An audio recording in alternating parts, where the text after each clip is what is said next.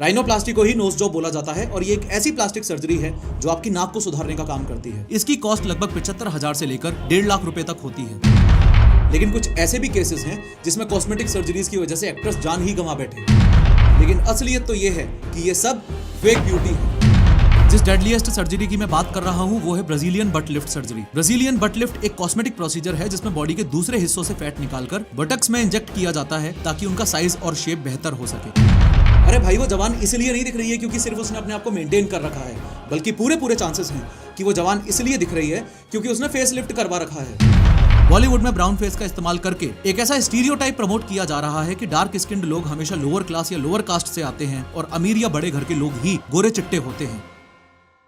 एक perfect face और एक परफेक्ट फिगर का भूत लोगों के सिर पर इस कदर सवार हो चुका है कि अपने देश में होने वाली प्लास्टिक सर्जरीज का ग्राफ दिन पे दिन बढ़ता ही जा रहा है। बड़ी विचित्र बात है कि जब हम थिएटर में मूवी देख रहे होते हैं तो एक्टर्स और एक्ट्रेसेस का बॉडी शेप, चेहरा, आईब्रोज, लिप्स, आंखें, गाल, मुंह, दांत वगैरह सब कुछ बेहद परफेक्ट होता है। लेकिन जैसे ही हम सब थिएटर से निकलकर असल जिंदगी में लोगों को देखते हैं तो एहसास होता है कि हम सब में कुछ ना कुछ कमी तो है ही। बस दिक्कत यहीं से शुरू हो जाती है जब हम ये सोचना शुरू कर देते हैं कि ये बॉलीवुड वाले या सोशल मीडिया इन्फ्लुएंसर्स इतने परफेक्ट इसलिए हैं क्योंकि ये लोग नेचुरली ब्यूटीफुल हैं या फिर अपने आप को मेंटेन करते हैं वगैरह वगैरह। लेकिन असलियत तो ये है कि ये सब फेक ब्यूटी है। ये देखो, ये है बिफोर और ये है आफ्टर, ये है बिफोर और ये है आफ्टर, ये है बिफोर और ये है आफ्टर, ये है बिफोर और ये है आफ्टर, ये है बिफोर और ये है आफ्टर। आज बहुत ज्यादा जरूरी है कि प्लास्टिक सर्जरी या कॉस्मेटिक सर्जरी से बने हुए इन नकली चेहरों पर से पर्दा हटाया जाए और देश के जवान लड़के लड़कियों को बताया जाए कि ये सब मोह माया है। इसलिए आज की इस 3D एनिमेटेड वीडियो में हम स्टेप बाय स्टेप समझेंगे कि प्लास्टिक सर्जरी एग्जैक्टली है क्या और कैसे करवाई जाती है। क्या प्लास्टिक सर्जरी से सच में लोग सुंदर हो जाते हैं? कैसे ये बॉलीवुड और इंस्टाग्राम पर परफेक्ट फेस वाले लोग आपस में मिलकर हम सबको बना रहे हैं? और सबसे जरूरी बात, एग्जैक्टली किस केस में आपको प्लास्टिक सर्जरी करवानी चाहिए। लेकिन हर बार की तरह शुरू से शुरू करते हैं। देखो, प्लास्टिक सर्जरी कोई नया कॉन्सेप्ट नहीं है बल्कि 1,500 साल पुराना कॉन्सेप्ट है। लेकिन प्लास्टिक सर्जरी सुन के लोगों के दिमाग में ऐसी इमेज बनती है जैसे ये कोई मॉडर्न हीरो हीरोइनों के काम की या फिर कोई वेस्टर्न कल्चर की चीज है। लेकिन असलियत तो ये है कि प्लास्टिक सर्जरी का जन्म 6th सेंचुरी में अपने यहाँ इंडिया में ही हुआ था। प्लास्टिक सर्जरी का सबसे पहला मेंशन सुश्रुत संहिता में किया गया था। In fact father of plastic surgery का टाइटल भी सुश्रुत को ही दिया गया है। सुश्रुत ने 6th सेंचुरी BC से रिकंस्ट्रक्टिव प्लास्टिक सर्जरी की शुरुआत की, जब वो नाक कटे लोगों की राइनोप्लास्टी या नोज सर्जरी करके उनको सही करते थे। ऊपर से हम सबने सुना है कि इस एक्टर ने या फिर इस एक्ट्रेस ने प्लास्टिक सर्जरी करवा रखी है। लेकिन ये प्लास्टिक सर्जरी एग्जैक्टली होती क्या है? प्लास्टिक सर्जरी एक मेडिकल प्रोसीजर है जो बॉडी के किसी पार्ट को रिपेयर, रिकंस्ट्रक्ट या एनहेंस या बेहतर करने के लिए किया जाता है। प्लास्टिक सर्जरी असल में 2 प्रकार की होती है, रिकंस्ट्रक्टिव सर्जरी और कॉस्मेटिक सर्जरी। रिकंस्ट्रक्टिव यानी कि किसी भी फिजिकल डिफेक्ट को करेक्ट करना जो किसी इंजरी, डिजीज या बर्थ डिफेक्ट की वजह से हुआ हो। फॉर एग्जाम्पल, अगर किसी को एक्सीडेंट की वजह से फेस या बॉडी पर सीरियस इंजरी हुई हो तो रिकंस्ट्रक्टिव सर्जरी उस इंजरी के डैमेज को रिपेयर करने की कोशिश करती है। ये सर्जरी बॉडी के नॉर्मल फंक्शंस को रिस्टोर करने और अपीयरेंस को इंप्रूव करने में हेल्प करती है। सेकंड टाइप है कॉस्मेटिक सर्जरी। सर्जरी का ये वाला टाइप आपके बॉलीवुड सेलिब्रिटीज की वजह से बहुत ज्यादा ही पॉपुलर हो गया है। कॉस्मेटिक सर्जरी किसी भी बॉडी पार्ट के अपीयरेंस को इंप्रूव करने के लिए करवाई जाती है। आसान भाषा में बोलूं तो अपने लुक्स को इंप्रूव करने के लिए या फिर आजकल के एक्टर्स या एक्ट्रेसेस जैसा दिखने के लिए करवाई जाती है। आपको ये समझ आ गया कि प्लास्टिक सर्जरी के 2 टाइप्स हैं, रिकंस्ट्रक्टिव और कॉस्मेटिक। अब ये भी समझो कि कॉस्मेटिक सर्जरीज के भी 2 टाइप्स होते हैं, इन्वेजिव और नॉन इन्वेजिव। पहले टाइप यानी कि इन्वेजिव में डॉक्टर्स बॉडी के अंदर चेंजेस करते हैं, जैसे कि fat removal surgery, breast enlargement या फेसलिफ्ट। इसमें जनरली कटिंग, स्टिचिंग यानी कि टांके लगाना एंड समटाइम्स इम्प्लांट्स भी यूज किए जाते हैं। ये प्रोसीजर्स ज्यादा रिस्की हो सकते हैं और रिकवरी टाइम भी थोड़ा लंबा होता है। दूसरा टाइप है नॉन इन्वेजिव। इसमें सिर्फ एक्सटर्नल मेथड से ही बॉडी को एनहेंस किया जाता है। इसमें कोई कटिंग या स्टिचिंग नहीं होती। नॉन इन्वेजिव सर्जरीज के एग्जांपल्स हैं बोटॉक्स इंजेक्शंस जिसमें रिंकल्स को टेम्परेरी रिड्यूस किया जाता है, फिलर्स जो चीक या लिप्स को मोटा करते हैं। ये प्रोसीजर्स जनरली कम रिस्की होते हैं और रिकवरी टाइम भी छोटा होता है। कॉस्मेटिक सर्जरीज के टाइप्स तो आपने समझ लिए, लेकिन इस बात को भी समझो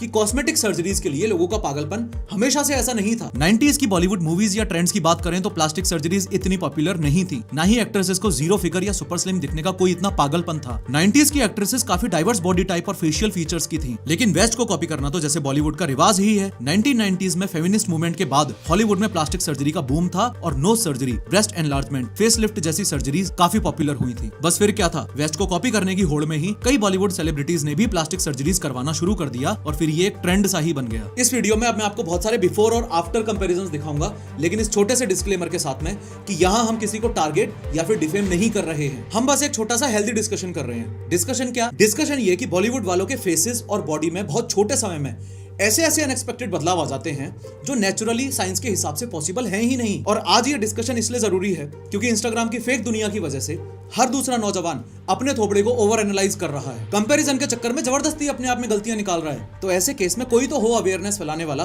उसको ये बताने वाला कि भाई तू जैसा भी है परफेक्ट है, और जिससे तू अपने आप को कंपेयर करने की कोशिश कर रहा है वो लोग लाखों रुपए लगा के, इंजेक्शंस लगवा के एक आइडियल फेस अचीव करने की कोशिश कर रहे हैं। तो बिना किसी पर एलिगेशंस लगाए और बिना किसी को डिफेम किए एक हेल्दी डिस्कशन के थ्रू इस वीडियो में कॉस्मेटिक सर्जरीज की फेक दुनिया को समझते हैं। श्रीदेवी अपनी सबसे पहली मूवी में ऐसी दिखती थी, लेकिन कुछ सालों बाद उनके चेहरे में काफी बदलाव देखने को मिला। इस ट्रेंड से इन्फ्लुएंस होकर शिल्पा शेट्टी, ऐश्वर्या राय जैसी काफी सेलिब्रिटीज ने एलिजिडली प्लास्टिक सर्जरी का सहारा लेकर अपने लुक्स को इंप्रूव करने की कोशिश की। एक बात और, 90s की बॉलीवुड मूवीज में एक्ट्रेसेस के बॉडी टाइप्स भी काफी डाइवर्स थे, जैसे कि पद्मा खन्ना इन हुस्न के लाखों रंग, सायरा बानू इन पड़ोसन, मेरा पिया घर आया मैं माधुरी दीक्षित, या कुछ कुछ होता है मैं काजोल। लेकिन 2008 में करीना कपूर की टशन मूवी के बाद से जीरो फिगर से सेलिब्रिटीज और ऑडियंस को भयंकर ऑब्सेशन हो गया और एक नया ब्यूटी स्टैंडर्ड ही सेट हो गया। सारी सेलिब्रिटीज में जीरो फिगर अचीव करने की होड़ सी मच गई, जो कि नई बॉलीवुड मूवीज में काफी अच्छे से देखने को मिलता है, जैसे कि मुन्नी बदनाम हुई में मलाइका अरोड़ा, शीला की जवानी और चिकनी चमेली में कटरीना कैफ, जलेबी बाई में मल्लिका शेरावत एक्सेट्रा। अगर आप नोटिस करो तो दिखेगा कि नई जनरेशन की एक्ट्रेसेस सब स्लिम, स्नैच्ड स्टमक और तीखे नैन नक्श की हैं, और इनमें बेयरली ही कोई डाइवर्सिटी देखने को मिलती है। ये अनरियलिस्टिक ब्यूटी स्टैंडर्ड की बीमारी सिर्फ वेस्ट या इंडिया तक ही सीमित नहीं है, बल्कि एक महामारी है जिसका सबसे बुरा शिकार साउथ कोरिया है। साउथ कोरिया को plastic surgery capital of the world भी कहा जाता है। साउथ कोरिया में प्लास्टिक सर्जरी इतनी कॉमन हो गई है कि यहाँ हर 3 में से 1 औरत प्लास्टिक सर्जरी करवाती ही है। बॉलीवुड में कॉस्मेटिक सर्जरीज इतनी ज्यादा पॉपुलर हैं कि कथित तौर पर हर दूसरे बंदे ने कोई ना कोई कॉस्मेटिक प्रोसीजर करवाया ही हुआ है। चलो बिफोर आफ्टर कंपैरिजन की मदद से कुछ ऐसे चेंजेस को ऑब्जर्व करते हैं जो नेचुरली अचीव कर पाना ऑलमोस्ट इम्पॉसिबल था। जैसे ये है बिफोर और ये है आफ्टर। पूरे चांसेस हैं कि नोज सर्जरी करवाई है। शिल्पा शेट्टी ने खुद भी कॉस्मेटिक प्रोसीजर्स को एडमिट किया है, और कॉफी विद करण के शो पर अनिल कपूर ने इस चीज को ओपनली डिस्कस भी किया था। कौन है यार? मतलब ये लिप्स पे क्या करते हैं यार? लिप्स पे collagen. Can I say about collagen? Yeah. I didn't like the way Shilpa had done her lips when she was shooting. वो बताइए। ये है बिफोर और ये है आफ्टर। एक क्लियर अननेचुरल चेंज इनके लिप्स में दिख रहा है। इनफैक्ट 10 फरवरी 2014 को एक ट्विटर पोस्ट के थ्रू इन्होंने एक्सेप्ट भी किया था कि मेकअप टेक्निक के साथ इन्होंने टेम्परेरी लिप एनहेंसिंग टूल का यूज किया था। ये है बिफोर और ये है आफ्टर। स्किन कलर में काफी डिफरेंस है और पॉसिबिलिटी है कि इन्होंने स्किन लाइटनिंग ट्रीटमेंट करवाया हो। ये है बिफोर और ये है आफ्टर। नोज सर्जरी करवाई गई है, और द हार्वर्ड स्टर्न शो में प्रियंका चोपड़ा ने एक्सेप्ट भी किया था कि उनकी सेकंड नोज सर्जरी खराब हो गई थी, और फिर उनके फादर ने उनको करेक्टिव नोज सर्जरी करवाने के लिए बोला, तो बाद में जाके नोज सही हुई। ये है बिफोर और ये है आफ्टर। अदिति राव हैदरी का केस एक सक्सेसफुल कॉस्मेटिक सर्जरी का बहुत ही रेयर केस माना जाता है। इन्होंने नोज सर्जरी और लिप फिलर से अपनी पूरी शक्ल ही चेंज करवा ली। ये है बिफोर और ये है आफ्टर। पूरे चांसेस हैं कि नागिन फेम मोनी रॉय ने लिप फिलर्स और नोज सर्जरी से अपने आप को ड्रास्टिकली ट्रांसफॉर्म किया है। ये है बिफोर और ये है आफ्टर। पूरे चांसेस हैं कि कैटरीना कैफ ने बोटॉक्स, चीक फिलर्स, नोज सर्जरी और लिप फिलर्स यूज किए हैं। ये है बिफोर और ये है आफ्टर। श्रुति हसन उन एक्ट्रेसेस में से हैं जो ओपनली एडमिट करती हैं कि उन्होंने प्लास्टिक सर्जरी करवाई है। ये है बिफोर और ये है आफ्टर। पूरे चांसेस हैं कि जानवी कपूर ने कॉस्मेटिक सर्जरीज का सहारा लेकर अपने फेस को चेंज किया है। पहले उनकी नोज काफी वाइड थी और फिर राइनोप्लास्टी के थ्रू स्लिम करवाई है। ये है बिफोर और ये है आफ्टर। लिप फिलर्स, बोटॉक्स और नोज सर्जरी क्लियरली विजिबल है। ये है बिफोर और ये है आफ्टर। हालांकि नोरा फतेही आज तक टोटली डिनाई करती हैं इस बात से कि उन्होंने कोई भी प्लास्टिक सर्जरी कभी करवाई है, लेकिन उनके before and after face photos को देखकर लोग यही मानते हैं कि सिंपली बॉडी फैट बढ़ने से फेस इस तरीके से चेंज नहीं हो सकता। ये है बिफोर और ये है आफ्टर। सलमान खान ने हेयर ट्रांसप्लांट, बोटॉक्स और चीक फिलर्स का यूज किया है ताकि वो 50s में भी यंग दिखें। ये है बिफोर और ये है आफ्टर। कपिल शर्मा भी हेयर ट्रांसप्लांट का यूज करके अपने लुक्स को इंप्रूव कर चुके हैं। ये है बिफोर और ये है आफ्टर। अक्षय कुमार ने भी हेयर ट्रांसप्लांट करवाया है। ये है बिफोर और ये है आफ्टर। टाइगर श्रॉफ के फेस में पहले और अब में बहुत फर्क है। उनकी नोज जॉब और बकल फैट रिमूवल साफ दिखाई देते हैं। ये है बिफोर और ये है आफ्टर। राखी सावंत ने breast implant, lip fillers, Botox, nose job और फैट रिमूवल सर्जरी करवाई है। ये है बिफोर और ये है आफ्टर। शर्लिन चोपड़ा ने भी ब्रेस्ट इम्प्लांट से लेकर लिप फिलर्स, बोटॉक्स तक सब करवा रखा है, और ये सब सिर्फ ऐसा दिखने के लिए। ये है बिफोर और ये है आफ्टर। आयशा टाकिया ने एक्सेसिव बोटॉक्स और फिलर्स करवा के अपने चेहरे का ये हाल बना लिया है। ये है बिफोर और ये है आफ्टर। एमी जैक्सन को तो लोग Peaky blinders fame Cillian Murphy से कंपेयर करने लग गए थे, क्योंकि लिप फिलर्स और फेस लिफ्ट के बाद वो कुछ ऐसी दिखने लगी हैं। ये है बिफोर और ये है आफ्टर। राजकुमार राव ने खुद एडमिट किया है कि उन्होंने चिन फिलर्स का यूज किया है अपने लुक्स को इंप्रूव करने के लिए। ये है बिफोर और ये है आफ्टर। करण जौहर भी ओपनली एक्सेप्ट करता है बोटॉक्स, नोज सर्जरी और फिलर्स के यूज को। ये है बिफोर बिफोर और ये है आफ्टर। ये थोड़ा सा कॉम्प्लिकेटेड केस है क्योंकि काजोल के बिफोर और आफ्टर पिक्चर्स देख के लगता है कि पूरे चांसेस हैं कि उन्होंने गोरा दिखने के लिए स्किन लाइटनिंग ट्रीटमेंट करवाया हो, लेकिन वो इस बात से कंप्लीटली डिनाई करती हैं और कहती हैं कि उनके कलर में इतना फर्क इसलिए आया है क्योंकि उन्होंने धूप में निकलना बंद कर दिया। खैर, ये तो हुई बात सक्सेसफुल या फेल्ड प्लास्टिक सर्जरीज की, लेकिन कुछ ऐसे भी केसेस हैं जिसमें कॉस्मेटिक सर्जरीज की वजह से एक्टर्स जान ही गंवा बैठे। जैसे विवेक शॉक को फैट फ्री सर्जरी के दौरान कुछ कॉम्प्लिकेशंस हुई जिसके चलते he had a heart attack and he lost his life. Reports के अकॉर्डिंग आरती अग्रवाल को पोस्ट लाइपोसक्शन सर्जरी में कुछ मेजर कॉम्प्लिकेशंस हुई जिसकी वजह से हार्ट फेल हो गया और उनकी डेथ हो गई। Another budding South Indian actress Chetna Raj lost her life after going liposuction. Reports के अनुसार उनको कुछ मेजर लंग कॉम्प्लिकेशन हो गई थी। बॉलीवुड का ये अनरियलिस्टिक ब्यूटी स्टैंडर्ड से ऑब्सेशन पर्सनल लाइफ में तो है ही, इसके साथ साथ इनकी मूवीज भी कलरिस्ट हैं, मिसलीडिंग हैं, जो मेजर रोल प्ले करती हैं अनरियलिस्टिक ब्यूटी स्टैंडर्ड सेट करने में। जैसे कि बॉलीवुड गानों के लिरिक्स डिपिक्ट करते हैं कि गोरा रंग अच्छा है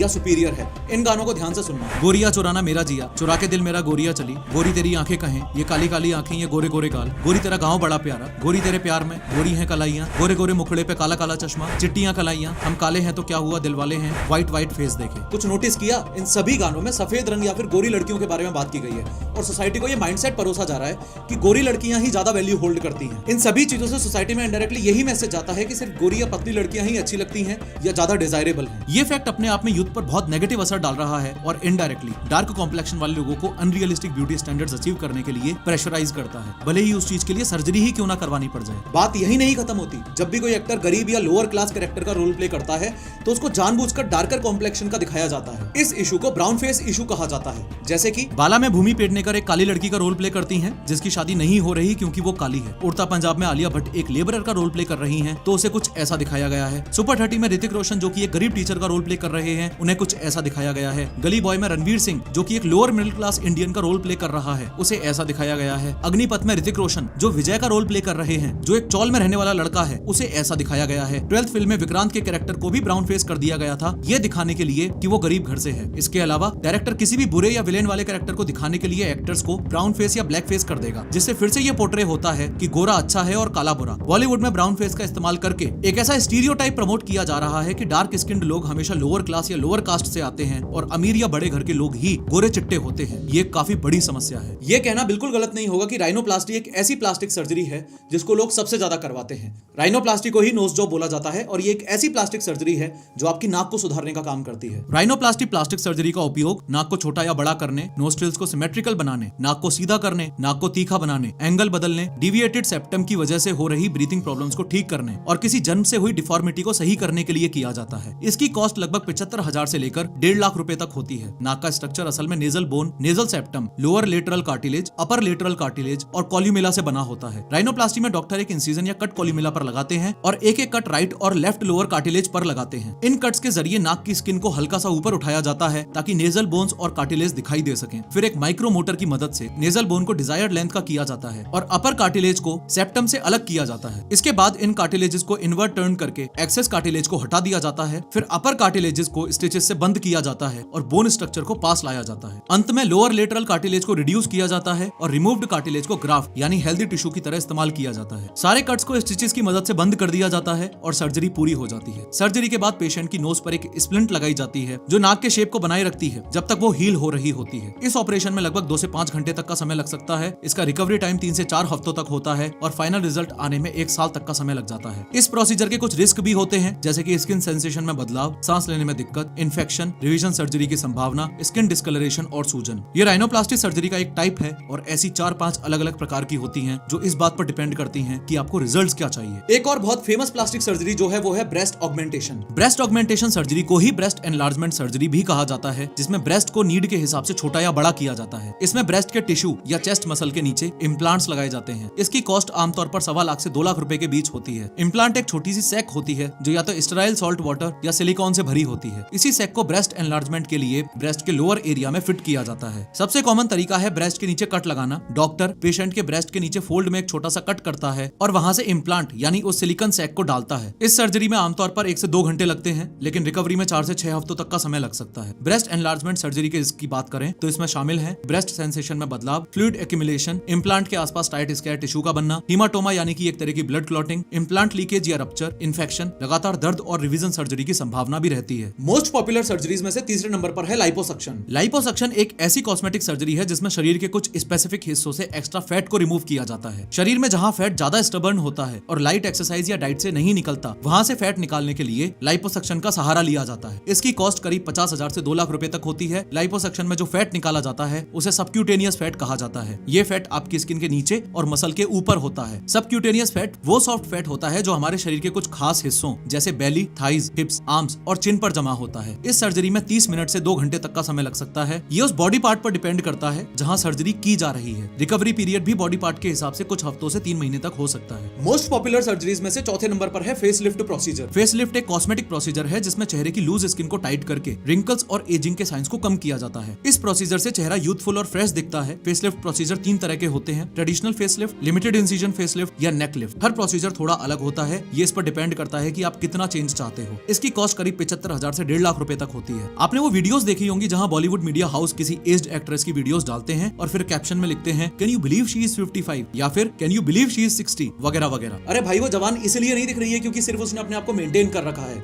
बल्कि पूरे चांसेस हैं कि वो जवान इसलिए दिख रही है क्योंकि उसने फेसलिफ्ट करवा रखा है। Just look at these before and after images of facelift cosmetic surgery. Obviously results amazing हैं। अब ऐसा कहना भी गलत होगा कि हर कोई जो बुढ़ापे में यंग दिख रहा है उसने फेसलिफ्ट करवा रखा है। मैं समझता हूं कि लोग खुद को मेंटेन भी करते हैं, लेकिन बॉलीवुड एक्ट्रेसेस के केसेस में ये कहना कि उसने सिर्फ अपने आप को मेंटेन कर रखा है इसलिए एजेड नहीं दिख रही, ये बात पूरी तरह से सही नहीं है। इन कॉस्मेटिक सर्जरीज के जो फिजिकल साइड इफेक्ट्स हैं वो तो खतरनाक हैं ही, लेकिन इनके मेंटल साइड इफेक्ट्स भी भयानक हैं। कॉस्मेटिक सर्जरीज का ऐसा ही एक मेंटल साइड इफेक्ट है body dysmorphic disorder. Body dysmorphic disorder एक मेंटल कंडीशन है जिसमें इंसान अपने फिजिकल अपीयरेंस के छोटे-छोटे फ्लॉज को बहुत बड़ा समझता है। वो फ्लॉज दूसरों को नॉर्मल लगते हैं, पर बॉडी डिस्मॉर्फिक डिसऑर्डर वाला इंसान उन पर बार-बार फोकस करता है, जो उनकी डेली लाइफ को अफेक्ट करता है, और इन फ्लॉज से डील करने के लिए वो रिपीटेड सर्जरीज करवाता रहता है, जिसका बेस्ट एग्जांपल है माइकल जैक्सन। माइकल जैक्सन ने ना जाने कितनी ही बार अपनी नाक की सर्जरी करवाई होगी, वो भी सिर्फ इसलिए क्योंकि एक बार बचपन में उसके बाप ने उसको बोल दिया था कि तेरी नाक तेरी माँ पे गई और एकदम पकौड़े जैसी दिखती है। इसके बारे में मैंने डिटेल में अपनी इस माइकल जैक्सन की हत्या वाली वीडियो में बात की है, जरूर देखना। एनीवेज, सेलिब्रिटीज का करियर उनकी अपीयरेंस पे ही डिपेंड करता है। उनका घर उनके चेहरे से ही चलता है। वो लोग हैं ही शो बिजनेस में, उनका काम है अच्छा दिखना, और कॉस्मेटिक सर्जरीज उनको लॉन्ग टाइम तक यंग और अच्छा दिखने में मदद करती हैं। यानी कि better looks is equal to more पैसा is equal to more popularity. एक साइकोलॉजी ये भी है कि जो लोग शो बिजनेस में हैं वो जितने ज्यादा बेटर दिखेंगे उतने ज्यादा कॉन्फिडेंट फील करेंगे। जैसा कि राजकुमार राव ने अपने कॉस्मेटिक प्रोसीजर्स को एक्सेप्ट करते हुए कहा कि अब चिन फिलर्स की वजह से वो और ज्यादा कॉन्फिडेंट फील कर रहे हैं। अब जब प्लास्टिक सर्जरी की बात हो ही रही है तो एक डेडलीस्ट कॉस्मेटिक सर्जरी जिसमें डेथ के चांसेस बहुत ज्यादा रहते हैं वो भी सुन ही लो। जिस डेडलीस्ट सर्जरी की मैं बात कर रहा हूँ वो है Brazilian but lift surgery. Brazilian but lift एक कॉस्मेटिक प्रोसीजर है जिसमें बॉडी के दूसरे हिस्सों से फैट निकालकर बटक्स में इंजेक्ट किया जाता है ताकि उनका साइज और शेप बेहतर हो सके। ये सर्जरी लोग अपने फिगर को एनहेंस करने के लिए करवाते हैं। हालांकि इसमें कुछ सीरियस रिस्क भी होते हैं, जैसे फैट एम्बोलिज्म। ये डेडलीस्ट इसलिए मानी जाती है क्योंकि अगर फैट को गलत जगह इंजेक्ट किया गया, स्पेशली मसल्स के अंदर या वेन्स के आसपास, तो फैट सेल्स ब्लड स्ट्रीम में चले जाते हैं, और अगर ये फैट सेल्स आपके ब्लड वेसल्स के थ्रू हार्ट या लंग्स में पहुंच गए तो फैट एम्बोलिज्म का रिस्क होता है। फैट एम्बोलिज्म का मतलब है कि पेशेंट के ब्लड वेसल्स में फैट सेल्स ब्लॉक बनाकर ब्लड फ्लो को रोक देते हैं। फेल्ड एग्जांपल्स में डेथ तक हो सकती है, लेकिन कुछ सक्सेसफुल एग्जांपल्स भी हैं, जैसे काइली जेनर और किम कार्दाशियन। प्लास्टिक सर्जरीज या कॉस्मेटिक सर्जरीज को लेकर दुनिया में इतना कुछ चल रहा है, और ये सब सिर्फ एक सवाल की तरफ इशारा करता है कि जैसे जैसे समय बढ़ता जा रहा है, ज्यादा से ज्यादा लोग कॉस्मेटिक सर्जरीज क्यों करवा रहे हैं। इसके पीछे बहुत सारे फैक्टर्स हैं और एक एक करके सबको शॉर्ट में डिस्कस करते हैं। फर्स्ट फैक्टर है अनरियलिस्टिक ब्यूटी स्टैंडर्ड्स। असल में बॉलीवुड सेलिब्रिटीज और सोशल मीडिया इन्फ्लुएंसर्स ने सुंदरता का एक ऐसा स्टैंडर्ड सेट कर दिया है कि अगर कोई इंसान नॉर्मल दिखता है या बहुत ज्यादा कॉस्मेटिक्स और ब्यूटी पर खर्चा नहीं करता या फिर उनसे मैच ना करे तो इनसिक्योर और इंफीरियर फील करने लगता है। कॉस्मेटिक सर्जरीज जितनी ज्यादा कॉमन होती जाएंगी, कॉस्मेटिक क्लिनिक्स की जेबें उतनी ही भरती जाएंगी। यहाँ ध्यान देने वाली बात यह है कि ये cosmetic clinics specially Instagram influencers से इन प्रोसीजर्स को प्रमोट या स्पॉन्सर करवा रहे हैं, तो थोड़ा संभल के रहना। इन्फ्लुएंसर्स को ब्लाइंडली फॉलो मत करना।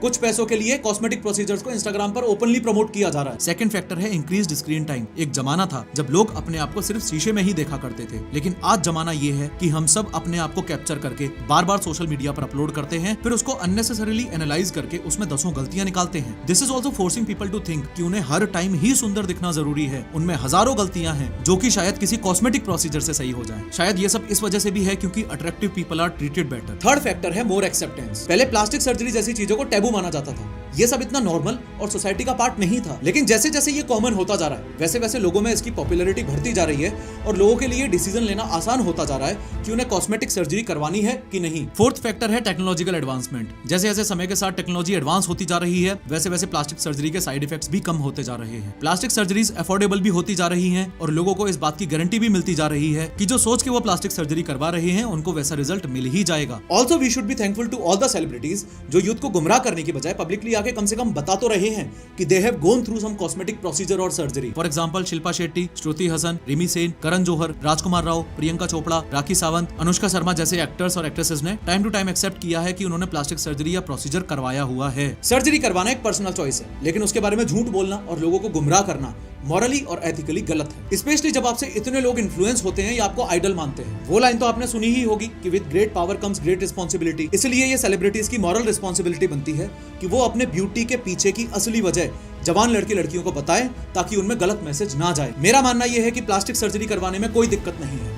अगर आपको रिकंस्ट्रक्टिव प्लास्टिक सर्जरी की नीड है तो, या फिर आप यूथ को गुमराह करने के बजाय उनको सच बता देते हो तो। फॉर एग्जांपल किसी इंसान को बर्थ से ही कोई डिफॉर्मिटी हो, एक्सीडेंट से कोई बॉडी पार्ट डिफॉर्म हो गया हो, किसी पार्ट का फंक्शन इंप्रूव करना हो एक्सेट्रा, लेकिन सिर्फ सेलिब्रिटीज और इन्फ्लुएंसर से इन्फ्लुएंस होकर किसी को कॉपी करने के लिए कॉस्मेटिक सर्जरी करवा के भगवान के बनाए चेहरे के साथ छेड़छाड़ करना गलत है। तो 100 बात की एक बात यह है कि प्लास्टिक सर्जरी तब करवानी है जब नीड हो, तब नहीं करवानी जब हीरो हीरोइन जैसा दिखना हो, क्योंकि उन लोगों की ऑलरेडी एक नकली दुनिया है जिससे वो खुद परेशान है। लोगों को लगता है कि कितनी ग्लैमरस लाइफ है, बट रियलिटी जो है वो बहुत ग्लैमर के विपरीत है। हम लोग ग्लैमर बेचते हैं, ग्लैमरस लाइफ है नहीं। In real life it's hard work and labour. Glamour is only on red carpet, magazine covers. Real life there is no glamour at all, zero. जैसे इस वीडियो में मैंने सुंदरता की नकली दुनिया की बात की, वैसे ही अपनी इस स्टेरॉइड्स वाली वीडियो में मैंने बॉडी बिल्डिंग की नकली दुनिया और दिखावटी दुनिया की बात की है। क्लिक करो और जरूर देखो।